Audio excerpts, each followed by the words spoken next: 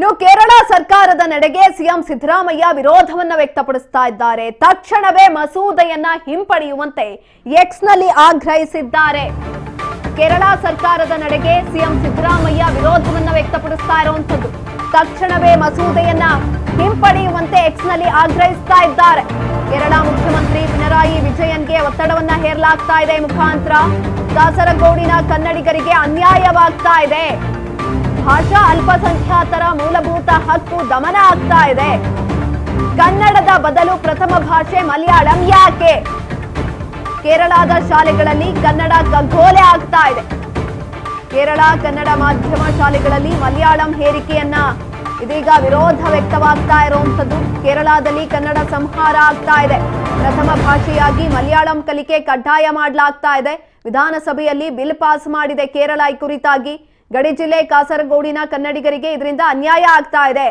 Kerala CM ಪಿಣರಾಯಿಗೆ ಒತ್ತಡ ಹಾಕ್ತಾ ಇದ್ದಾರೆ. ಇದೀಗ ಸಿಎಂ ಸಿದ್ದರಾಮಯ್ಯ ಕನ್ನಡಿಗರು ಮಾತೃಭಾಷೆ ಕಲಿಯುವ ಅವಕಾಶ ತಪ್ಪುತ್ತೆ. ಕಾಸರಗೋಡು ಭಾವನಾತ್ಮಕವಾಗಿ ಕರ್ನಾಟಕದ ಜೊತೆ ಇದೆ.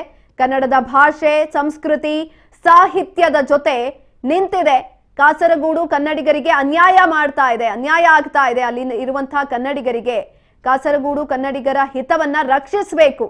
ಕಾಸರಗೋಡಿನಲ್ಲಿ ತಲೆಮಾರುಗಳಿಂದ ಕನ್ನಡದ ಮಾಧ್ಯಮ ಇದೆ. 70% ವಿದ್ಯಾರ್ಥಿಗಳು ಕನ್ನಡ ಭಾಷೆಯನ್ನ ಕಲಿತಿದ್ದಾರೆ. ಅಲ್ಲಿ ಕನ್ನಡದಲ್ಲೇ ಸಂಸ್ಕೃತಿಯನ್ನ ಕಲಿತಿದ್ದಾರೆ. ಕೇರಳ ಮಲಯಾಳಂ ಪ್ರೀತಿಗೆ ಇದೀಗ ಸಿದ್ದರಾಮಯ್ಯ ಗರಂ ಆಗಿದ್ದಾರೆ. ಕೇರಳ ಸರ್ಕಾರದ ವಿರುದ್ಧ ರಾಜ್ಯ ಸರ್ಕಾರ ಗರಂ ಆಗಿರುವಂತದ್ದು. ತಕ್ಷಣವೇ ಮಸೂದೆಯನ್ನ ಹಿಂಪಡೆಯುವಂತೆ ಎಕ್ಸ್ ನಲ್ಲಿ ಆಗ್ರಹಿಸ್ತಾ ಇದ್ದಾರೆ ಸಿಎಂ ಸಿದ್ದರಾಮಯ್ಯ.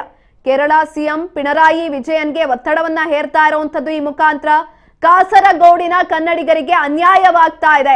ಭಾಷಾ ಅಲ್ಪಸಂಖ್ಯಾತರ ಮೂಲಭೂತ ಹಕ್ಕು ದಮನ ಆಗ್ತಾ ಇದೆ. ಹಾಗಾಗಿ ಈ ಒಂದು ಮಸೂದೆಯನ್ನ ಹಿಂಪಡಿಬೇಕು. ಸಿಎಂ ಟ್ವೀಟ್ ನಲ್ಲಿ ಏನಿದೆ ಅಂತ ನೋಡೋದಾದ್ರೆ ನಾವು ಕೇರಳ ಸರ್ಕಾರದ ನಡೆಯನ್ನ ಸಿಎಂ ಸಿದ್ದರಾಮಯ್ಯ ತೀವ್ರವಾಗಿ ವಿರೋಧಿಸಿದ್ದಾರೆ. ಸಂವಿಧಾನದ ಖಾತರಿ ಮಾಡಿರುವಂತಹ ಭಾಷಾ ಸ್ವಾತಂತ್ರ್ಯದ ಮೇಲಿನ ಪ್ರಹಾರ ಅಂತ ಟ್ವೀಟ್ ಮೂಲಕ ವಿಷಾದಿಸಿದ್ದಾರೆ.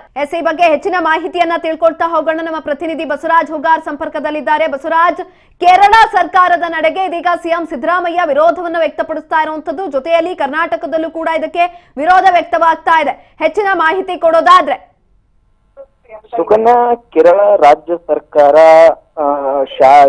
ಶಾಲೆಗಳಲ್ಲಿ ಮಾತೃಭಾಷೆ ಕಡ್ಡಾಯವಾಗಿ ಅನ್ನುವಂಥದ್ದು ಕೂಡ ಈಗ ಒಂದ್ ಕಡೆ ಎಲ್ಲ ಕಡೆ ಕೂಡ ಇರ್ತಕ್ಕಂಥದ್ದು. ಅದರಂತೆ ಪ್ರಮುಖವಾಗಿ ಈಗ ಕೇರಳ ರಾಜ್ಯದಲ್ಲೂ ಸಹಿತ ಕೇರಳದ ಎಲ್ಲಾ ಪ್ರತಿಯೊಂದರಲ್ಲೂ ಕೂಡ ಕೇರಳದ ರಾಜ್ಯದ ಭಾಷೆನೇ ಮೊದಲ ಆದ್ಯತೆ ಅನ್ನುವಂತಹ ನಿಟ್ಟಿನಲ್ಲಿ ಕಡ್ಡಾಯವಾಗಿ ಮಾಡಿರ್ತಕ್ಕಂತಹ ನೀತಿ ಏನಿದೆ, ಇದಕ್ಕೆ ಸಾಕಷ್ಟು ಒಂದ್ ಕಡೆ ನಮ್ಮ ರಾಜ್ಯದ ಸಿಎಂ ಆಗಿರ್ತಕ್ಕಂಥ ಸಿದ್ದರಾಮಯ್ಯ ಕೂಡ ಸಾಕಷ್ಟು ಒಂದ್ ಕಡೆ ಆಕ್ರೋಶವನ್ನು ಕೂಡ ವ್ಯಕ್ತಪಡಿಸಿರ್ತಕ್ಕಂಥದ್ದು. ಯಾಕಂತಂದ್ರೆ ಪ್ರತಿಯೊಬ್ಬ ಮಕ್ಕಳಿಗೂ ಕೂಡ ಅವ್ರದೇ ಆಗಿರ್ತಕ್ಕಂತಹ ಮಾತೃಭಾಷೆಯಲ್ಲಿ ಕಲಿತ್ರೆ ಮಾತ್ರ ಅವ್ರಿಗೆ ಅದು ಮನದಟ್ಟ ಆಗುತ್ತೆ ಅನ್ನುವಂಥದ್ದು ಅದು ವೈಜ್ಞಾನಿಕವಾಗ್ಲೂ ಕೂಡ ಒಂದು ಪ್ರೂವ್ ಆಗಿದೆ.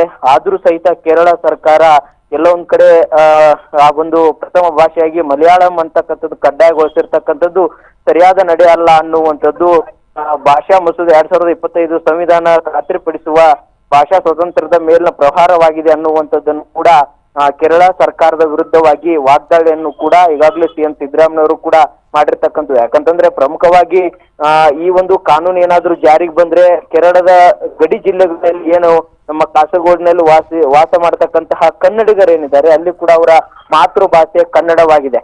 ಹಾಗಾಗಿ ಅಲ್ಲಿ ಕನ್ನಡಕ್ಕೆ ಒಂದು ಕಲಿಕೆಗೆ ಅವಕಾಶ ಕೊಟ್ರೆ ಅವರು ಹೆಚ್ಚಾಗಿ ಕೂಡ ಅದರಲ್ಲಿ ಕಲಿಬಹುದು. ಆದ್ರೆ ಇದೀಗ ಮಲಯಾಳಮೇ ಕಡ್ಡಾಯವಾಗಿ ಅಂತಕ್ಕಂಥದ್ದು ಕೂಡ ಈ ಹೊಸ ಕಾಯ್ದೆ ಕಾನೂನು ಏನಾದ್ರೂ ಜಾರಿಗೆ ಬಂದ್ರೆ ಅದು ಆಗುತ್ತೆ. ಹಾಗಾಗಿ ಇದರಿಂದ ಎಲ್ಲೋ ಒಂದು ಕಡೆ ನಮ್ಮ ಒಂದು ಕನ್ನಡಿಗರ ಮಕ್ಕಳಿಗೂ ಕೂಡ ಸಹಿತ ಶಿಕ್ಷಣದಿಂದ ವಂಚಿತರಾಗುವಂಥದ್ದು, ಶಿಕ್ಷಣ ಕೂಡ ಅವರಿಗೆ ಅರ್ಥ ಆಗೋದಿಲ್ಲ. ಹಾಗಾಗಿ ಇದು ಸರಿಯಾದ ನಡೆ ಅಲ್ಲ, ಇದು ಸಂವಿಧಾನ ವಿರೋಧವಾಗಿದೆ ಅನ್ನುವಂಥದ್ದನ್ನು ಕೂಡ ಈಗಾಗಲೇ ಸಿಎಂ ಸಿದ್ದರಾಮಯ್ಯ ಆಗಿರ್ಬೋದು, ಮತ್ತೆ ಡಿಸಿಎಂ ಡಿ.ಕೆ. ಶಿವಕುಮಾರ್ ಅವರಾಗಿರ್ಬೋದು, ಸತೀಶ್ ಜಾರಕಿಹೊಳಿ ಆಗಿರ್ಬೋದು, ಹಲವು ನಾಯಕರು ಸಹಿತ ಕೇರಳ ರಾಜ್ಯ ಸರ್ಕಾರದ ಈ ಹೊಸ ಕಾನೂನು ಏನಿದೆ ಈ ಒಂದು ಹೊಸ ಕಾನೂನನ್ನ ತಿರಸ್ಕಾರ ಮಾಡಬೇಕು ಅನ್ನುವಂತ ನಿಟ್ಟಿನಲ್ಲಿ ಕೂಡ ಈಗ ಒಂದು ಕೇರಳ ರಾಜ್ಯ ಸರ್ಕಾರದ ನೀತಿಗೆ ಒಂದ್ ಕಡೆ ವಿರೋಧಿಸುತ್ತಾ ಇದ್ದಾರೆ. ಸುಕನ್ಯಾ. ಎಸ್ ಬಸವರಾಜ್, ಇದೀಗ ಕಾಸರಗೋಡಿನಲ್ಲಿರುವಂತಹ ಕನ್ನಡಿಗರು ಯಾವ ರೀತಿಯಾದಂತಹ ಪ್ರತಿಕ್ರಿಯೆಯನ್ನ ಕೊಡ್ತಿದ್ದಾರೆ ಈ ವಿಚಾರಕ್ಕೆ ಸಂಬಂಧಪಟ್ಟಂತೆ?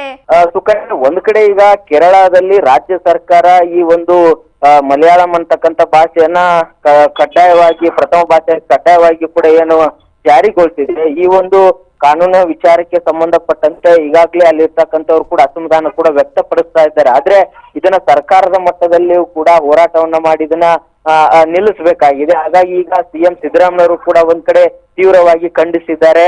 ಅದರಂತೆ ಹಲವು ಕನ್ನಡ ಪರ ಹೋರಾಟಗಾರರು ಕೂಡ ಇದನ್ನ ಖಂಡಿಸಿದ್ದಾರೆ. ಹಾಗಾಗಿ ಅಲ್ಲಿರ್ತಕ್ಕಂಥವ್ರು ಸಹಿತ ಇದು ಮಕ್ಕಳಿಗೆ ಕೂಡ ಕಲಿಕೆಗೆ ಎಲ್ಲೋ ಒಂದ್ ಕಡೆ ಹಿಂದೇಟು ಹಾಕುವಂತದ್ದು ಕೂಡ ಆಗುತ್ತೆ. ಹಾಗಾಗಿ ಇದನ್ನ ಒಂದ್ ಕಡೆ ಅವರು ಕೂಡ ವಿರೋಧಿಸಿದ್ದಾರೆ. ಮತ್ತೆ ಈ ಕಾನೂನನ್ನ ಯಾವುದೇ ಕಾರಣ ಕೂಡ ಅನುಷ್ಠಾನ ಮಾಡಬಾರ್ದು ಅನ್ನುವಂತ ನಿಟ್ಟಿನಲ್ಲಿ ಕೂಡ ಅವರ ಅಸಮಾಧಾನ ಕೂಡ ಹೊರ ಹಾಕ್ತಾ ಇದ್ದಾರೆ. ಸುಕನ್ಯಾ, ಧನ್ಯವಾದಗಳು ಬಸವರಾಜ್ ಹೆಚ್ಚಿನ ಮಾಹಿತಿಗಾಗಿ. ಕೇರಳ ಸರ್ಕಾರದ ನಡೆಗೆ ಇದೀಗ ಸಿಎಂ ಸಿದ್ದರಾಮಯ್ಯ ವಿರೋಧವನ್ನು ವ್ಯಕ್ತಪಡಿಸ್ತಾ ಇರುವಂತದ್ದು, ಟ್ವೀಟ್ ಮಾಡಿದ್ದಾರೆ. ಈ ಕುರಿತಾಗಿ ಕೇರಳ ಸರ್ಕಾರದ ನಡೆಯನ್ನ ಸಿಎಂ ಸಿದ್ದರಾಮಯ್ಯ ತೀವ್ರವಾಗಿ ವಿರೋಧಿಸಿದ್ದಾರೆ. ಸಂವಿಧಾನದ ಖಾತರಿ ಮಾಡಿರುವ ಭಾಷಾ ಸ್ವಾತಂತ್ರ್ಯದ ಮೇಲಿನ ಪ್ರಹಾರ ಅಂತ ಟ್ವೀಟ್ ಮೂಲಕ ವಿಷಾದವನ್ನು ವ್ಯಕ್ತಪಡಿಸಿದ್ದಾರೆ. ಇಂತಹದೊಂದು ಕಾನೂನು ಜಾರಿಗೆ ಬಂದ್ರೆ ಕೇರಳದ ಗಡಿ ಜಿಲ್ಲೆಗಳಲ್ಲಿ ಮುಖ್ಯವಾಗಿ ಕಾಸರಗೋಡಿನಲ್ಲಿ ವಾಸಿಸ್ತಾ ಇರುವಂತಹ ಕನ್ನಡಿಗರು ಮಾತೃಭಾಷೆಯನ್ನ ಕಲಿಯುವಂತಹ ಅವಕಾಶದಿಂದ ವಂಚಿತರಾಗಲಿದ್ದಾರೆ. ಭಾಷಾ ಅಲ್ಪಸಂಖ್ಯಾತರ ಮೂಲಭೂತ ಹಕ್ಕನ್ನ ದಮನ ಮಾಡುವ ಇಂತಹ ನಡೆಯನ್ನ ಕೇರಳದ ಕಮ್ಯುನಿಸ್ಟ್ ಸರ್ಕಾರದಿಂದ ನಾವು ನಿರೀಕ್ಷಿಸಿರಲಿಲ್ಲ ಅಂತ ಸಿದ್ದರಾಮಯ್ಯ ವಾಗ್ದಾಳಿಯನ್ನ ಕೂಡ ನಡೆಸಿದ್ದಾರೆ. ಕೇರಳ ವಿಧಾನಸಭೆ ಅಂಗೀಕರಿಸಿರುವ ಮಲಯಾಳಿ ಭಾಷಾ ಮಸೂದೆ 2025 ತಕ್ಷಣ ಹಿಂಪಡೆದುಕೊಳ್ಳಬೇಕು ಅಂತ ಕೇರಳದ ಮುಖ್ಯಮಂತ್ರಿ ಪಿಣರಾಯಿ ವಿಜಯನ್ ಅವರಿಗೆ ಸಿಎಂ ಸಿದ್ದರಾಮಯ್ಯ ಆಗ್ರಹಿಸಿದ್ದಾರೆ. ಕಾಸರಗೋಡು ಇಂದು ಆಡಳಿತಾತ್ಮಕವಾಗಿ ಕೇರಳ ರಾಜ್ಯಕ್ಕೆ ಸೇರಿದ್ರೂ ಕೂಡ ಅದು ಭಾವನಾತ್ಮಕವಾಗಿ ಕರ್ನಾಟಕ ರಾಜ್ಯಕ್ಕೆ ಸೇರಿದ್ದಾಗಿದೆ. ಅಲ್ಲಿನ ಜನ ಕನ್ನಡ ಭಾಷೆ, ಸಂಸ್ಕೃತಿ, ಸಾಹಿತ್ಯದ ಜೊತೆ ಮಿಳಿತವಾಗಿದ್ದಾರೆ. ಅವರು ಕರ್ನಾಟಕದ ಕನ್ನಡಿಗರಿಗಿಂತ ಕಡಿಮೆ ಕನ್ನಡಿಗರಿಗೇನಲ್ಲ. ಅವರ ಹಿತವನ್ನ ರಕ್ಷಿಸುವುದು ನಮ್ಮ ಸರ್ಕಾರದ ಕರ್ತವ್ಯವಾಗಿದೆ. ವೈವಿಧ್ಯತೆಯಲ್ಲಿ ಏಕತೆಯನ್ನ ಕಾಣುವ ಭಾರತ ಪ್ರತಿಯೊಬ್ಬ ಪ್ರಜೆಗೂ ಕೂಡ ಅವರ ಮಾತೃಭಾಷೆಯಲ್ಲಿ ಕಲಿಯುವಂತ ಸ್ವಾತಂತ್ರ್ಯ ಇದೆ ಅಂತ ಇದೀಗ ಟ್ವೀಟ್ ಅನ್ನ ಮಾಡಿದ್ದಾರೆ ಸಿಎಂ ಸಿದ್ದರಾಮಯ್ಯ.